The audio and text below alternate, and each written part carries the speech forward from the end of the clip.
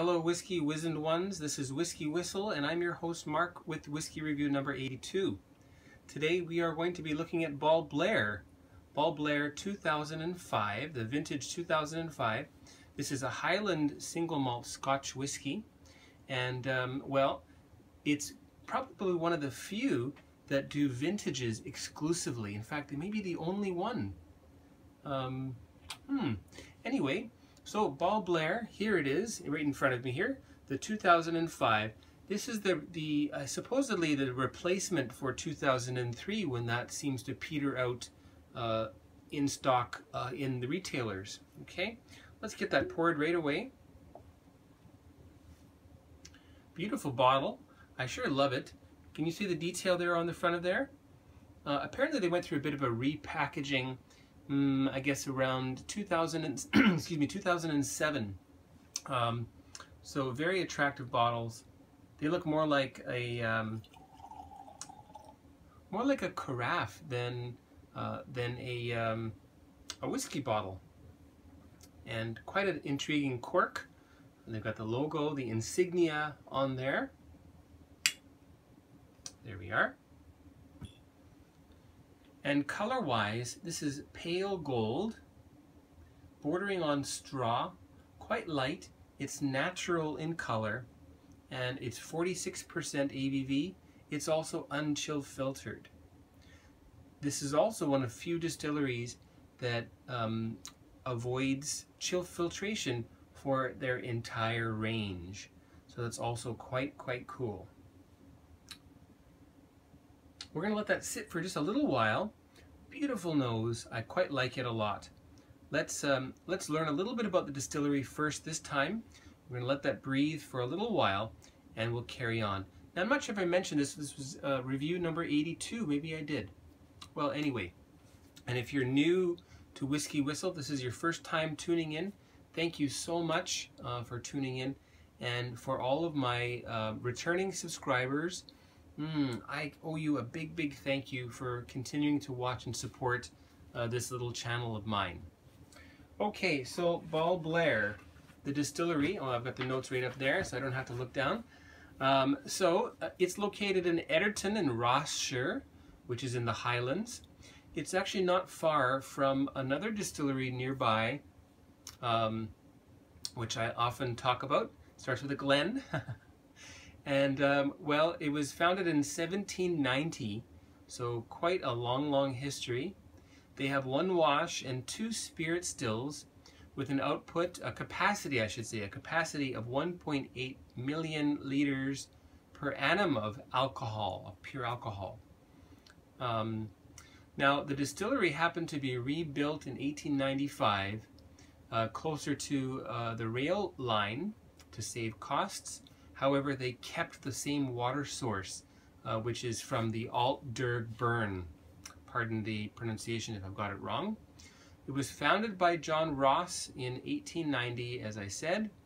1824, his son Andrew joined, and the distillery was Ross family owned until 1894, when Alexander Cohen bought the distillery. 1911, before World War I, it was mothballed, and by 1932, the last of the stocks had been sold. Now, it was occupied by the Army, in fact, until about 1948, and then finally, 1948, again, Robert Cumming bought the distillery for not much money, I think, and he expanded it. 1970, he retired, selling the distillery to Hiram Walker. There's another Canadian connection there. So 1970, Hiram Walker, they kept that running until 1996, when Inverhouse Distillers Limited purchased the distillery. So quite a cool history. Always loved the Canadian connection, being Canadian myself from Winnipeg. Apparently they've got one of the oldest archives amongst all the distillers. 1825 January, John Ross himself wrote a note here. I'll read it to you.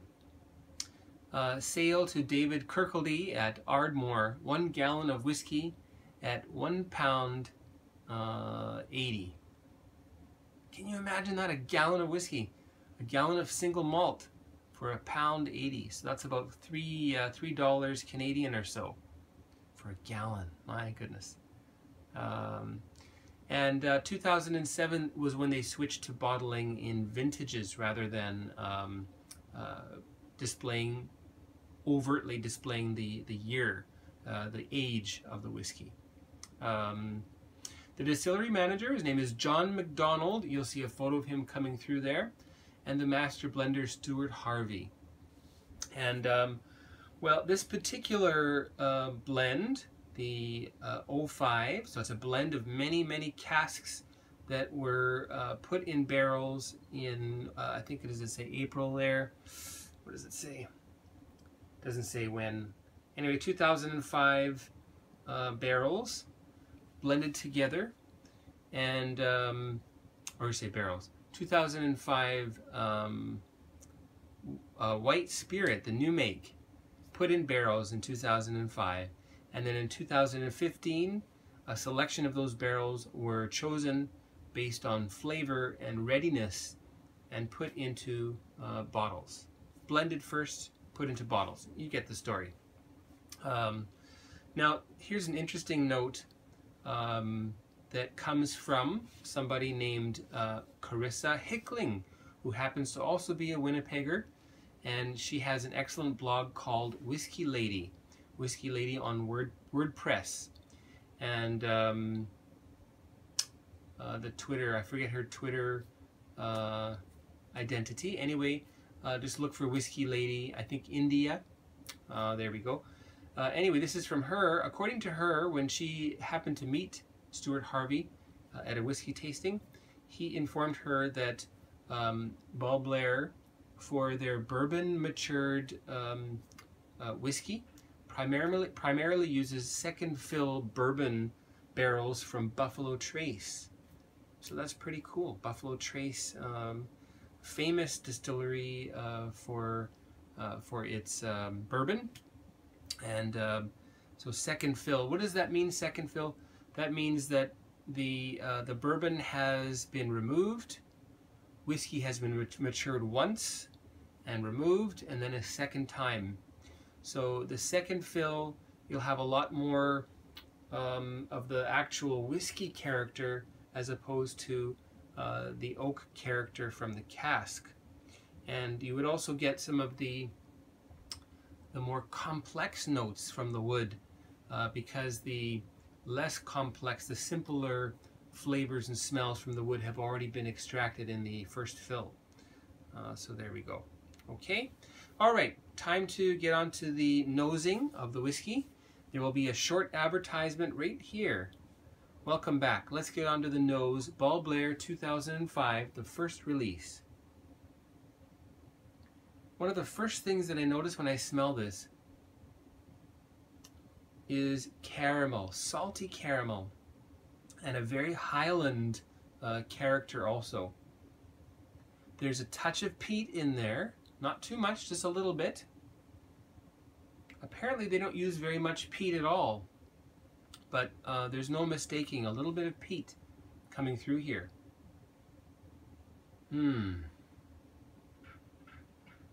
What else do I smell? Interestingly enough, every time I smell this, the more and more I smell it, the more and more I get tequila of the older variety, the añejo. Hopefully I got that right, añejo. Okay, so añejo tequila, that's also aged in oak casks, very much the same as whiskey is. Not quite as long, however. Anyway, so I'm getting this really, really very excellent tequila, aged tequila smell coming through. Also lemon and lime. Touch of apple as well. Let me just refer to my notes. All right, so I mentioned about the color, the light gold. And I wrote salted caramel and brown sugar. Now the more time you spend with that, you'll get more and more sweeter notes coming through, like the brown sugar. Tequila, lemon, lime, and ginger. Okay, let's get on to the taste of Balblair 2005 Neat. Neat meaning no water, no ice added. Cheers all.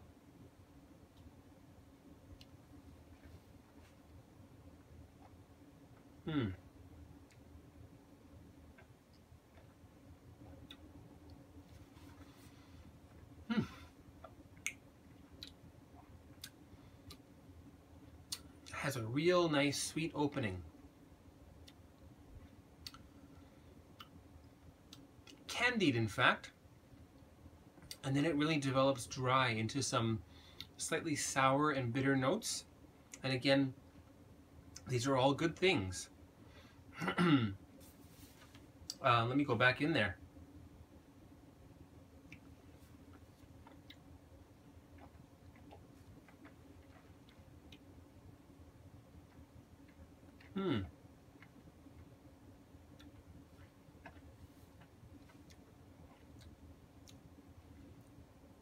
Fruit and spice, baking spices, cinnamon, touch of nutmeg, the fruits, some apple, and again a little bit of citrus.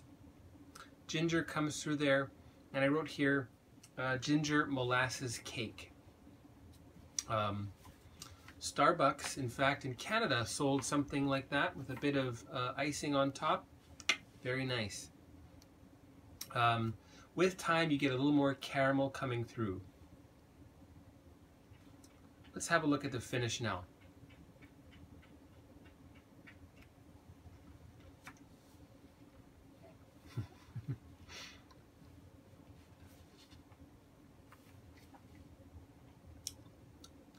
The finish. Spices. Some lychee or lychee. Very malty. It's quite long, in fact. A very, very pleasant finish. Now, by the way, if you hear a bit of background noise, that's because I've got the air conditioner running. It is a hot, steamy day here in Seoul, South Korea, where I live. And the new air conditioner is supposed to be quiet, but sometimes it makes a little bit of noise. Anyway. Okay, so that was the taste, the nose, the taste, and the finish of Balblair 2005 Neat without water. Now let's try adding a little bit of water now. I think I said now twice. And we'll put in a healthy amount of water. It's 46%. It's pretty potent. You might mistake that actually for something stronger. And well, if you're looking at the pictures now, you'll see, well, there are, what do we have there? Those are the fermenters, I believe. The next thing you'll see, here's the stills. They've got quite a bulbous shape to them. And not much of a distinction there between the pot and then the what can I call that? The neck. Pear-shaped, perhaps, and that should leave a fairly heavy, fairly rich, fairly powerful spirit that comes through. So, and that seems to translate here into the power and the strength that I'm smelling, and also that I'm tasting. Okay. Anyway, let's get on to the notes for this one with a little bit of water, shall we? Have I got it all mixed up? Maybe a couple more strolls around the glass. I won't say that again. Now, apparently, going slowly is better, although some professionals in the industry say that a little bit of speed also doesn't really affect the smell or the taste. What you're doing when you do that you're putting some of the whiskey on the edge of the glass, on the inside of the glass, which is allowing a lot more evaporation to occur, which should allow for more flavors to be noted when you smell it, and well, mostly when you smell it anyway.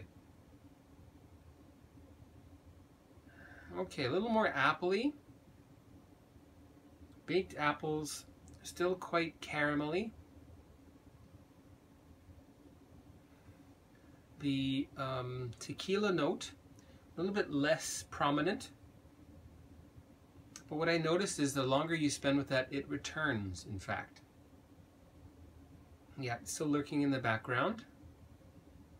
I shouldn't say lurking, it is still ebbing in the background. Anything else? A little bit of wood smoke comes through now. I wrote here zesty apples with citron. Citron, the forefather of the orange. What is that noise? I'm really sorry about that. I'm going to shut it off shortly for the next one. Okay, let's go on to the taste of this one. Neat. Now, did I forget? I think I did forget. We'll have a short advertisement right there. Okay, welcome back. On to the taste with a little bit of water for Balblair 2005. Cheers all, and a special raising of my glass to Carissa Hickling. Glad I found your blog today.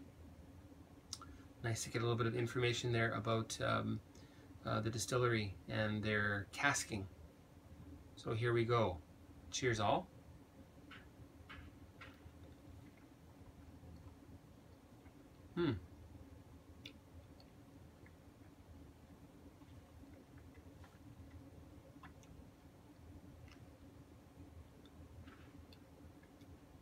Well, it's certainly sweeter. Still got the salty caramel there. Some plums have made an appearance, fresh plums, sweet apple, spices, and vanilla. So the vanilla becomes a little more prominent when you add a bit of water. Additionally,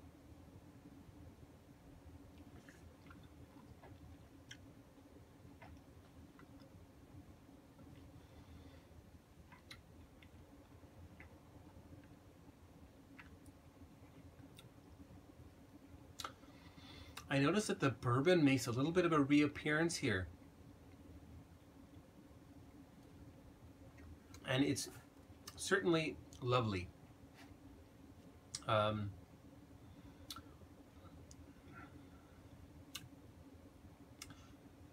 The finish, we've got some light grassy and hay note, more malt, and an aftertaste of a little bit of melon, in fact. So very pleasant. And one thing I want to note, hopefully you'll watch the next review, which will be the Travel Retail 2004 Bourbon Matured, Balblair. If you're watching both of them, one thing I'll note here, with water,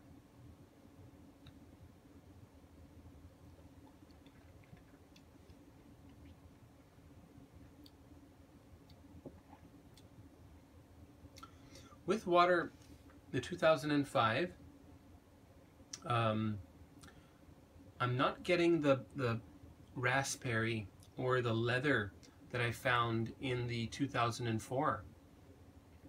And I've got a little vial here of the 2004, which was offered to me from the malt shop where I purchased this one, the malt shop in Gangnam. Wonderful shop. I've mentioned it many times, and I will continue to do so. Well, it is the finest shop in Seoul. They've got a fairly good selection, and you'll often get some freebies, either tastings there at the shop or something that they'll send home with you. Okay, so that's going to be the next review, in fact. So that was Balblair Distillery, and the 2005 first release. So what kind of a score am I going to give Balblair 05? Well, as you can guess, it's going to be pretty high. It's going to be 90 out of 100. That's the WhiskyWhistle whiskey score for Balblair 2005, the first release, matured in bourbon casks. And here's what I've written. This one I'm calling it the Smooth Operator. Everything works. There's a little bit of a, a little bit of a stronger peaty note. The salty caramel is to die for. The tequila note that I'm tasting here is surprising and welcome, and it's very complex, as you can gather. So I would definitely recommend getting this one. A little bit pricey here in Seoul. I see that the prices are fairly reasonable in the UK and also likewise in the US. So give that one a try. If you're in Winnipeg, it's not available yet. They've still got the 2003. And by the way, well, I've also got the 2002 here, which I'm not going to open. I may save this until my own daughters come of age, or until I think they're ready to try that. We'll discuss that another day. I have a Danish upbringing, and I may raise my children in the Danish fashion, as far as the I'm not gonna put that down, as far as how and when, with whom they'll try their first taste of whiskey or liquor or beer and so on.